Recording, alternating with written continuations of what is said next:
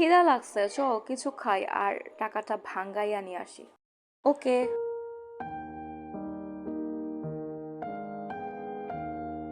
মামা একটা পাউরুটি দেন।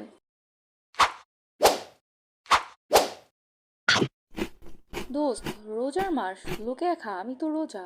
দেখ তো তোর বাপে বাজারগুলো ঠিকঠাক আনছে কিনা, হ্যাঁ তো আবার একটা আনলে আরেকটা রাইখা আসে।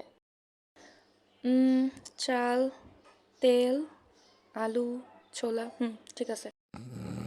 কি সকাল হয়ে গেছে? আহ! এই আম্মু, তুমি আমাকে স্যারকে ডাকো নাই কেন?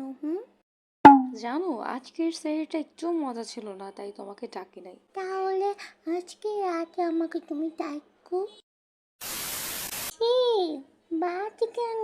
আমি স্যারই খাবো। আরে এটাই তো সেহরি। Thousand years later. আমি ভাত খাবো না, থাক তাই আমি জায়গা। এই দাঁড়া, কই যাস? এই ভাত খাইবো কে, তোর বাপে? হুম হুম।